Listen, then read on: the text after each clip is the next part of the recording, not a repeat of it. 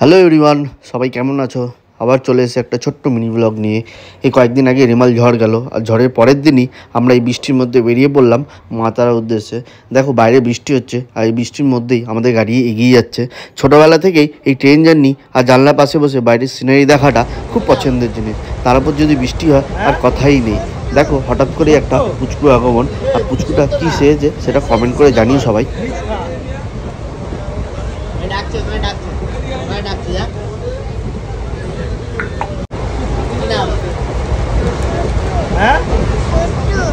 সত্য সত্য না সেটা বল।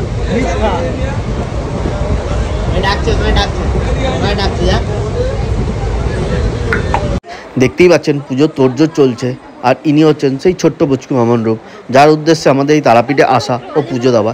অ্যাকচুয়ালি আমাদের প্রথম দিন পুজো ছিল, আর নেক্সট ডে আমাদের ভান্ডারা দেওয়ার ছিল। যেহেতু খুব ঝড় বৃষ্টি হয়ে গেছে, ওই জন্য ওয়েদারটা বেশ ভালোই ছিল, আর আমরা খুব ভালোভাবে পুজো দিতে পেরেছিলাম।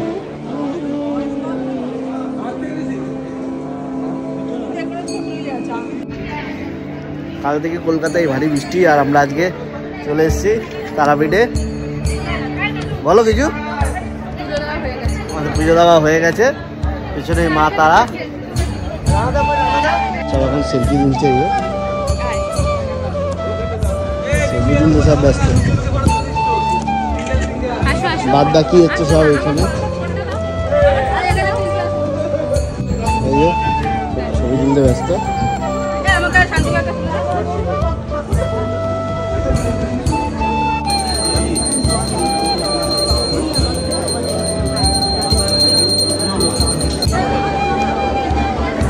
ভান্ডারা হচ্ছে, সবাইকে খাওয়ানো হবে আজকে আমাদের লোকজন। বলো কিছু। গরমে আমার মুখের সামনে ক্যামেরাটা কেন আনো গো? আগে বলো। গরমে লেগে যাচ্ছে, বলো বৌদি।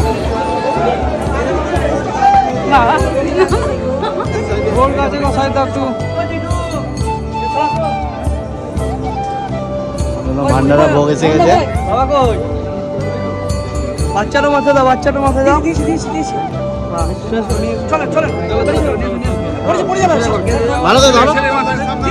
আমি ধরছি, তুমি ওকে ধরো। তুমি বাচ্চাকে ধরো, তুমি বাচ্চাকে ধরো। তুমি নাও, ওকে ধরো। ভান্ডারা ভোগ এসে গেছে।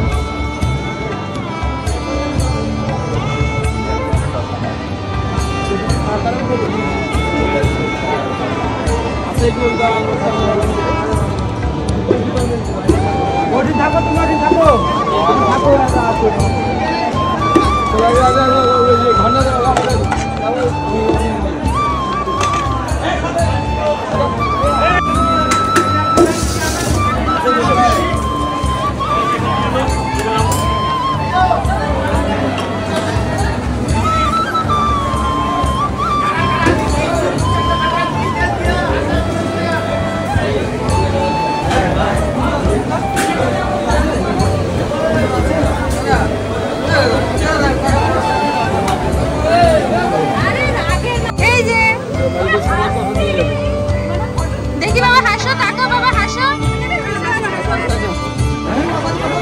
আমি দেবো।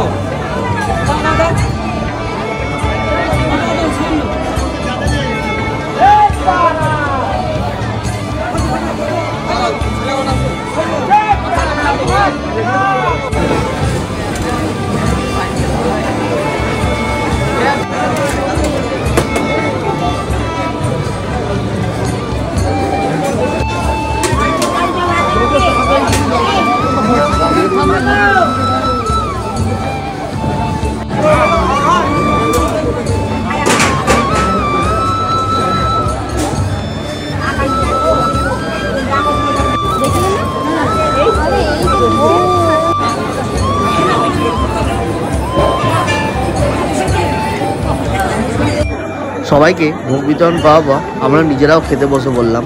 আর দেখো এখানে এই কাঁসার থালায় করে আমাদের ভোগ বিতরণ।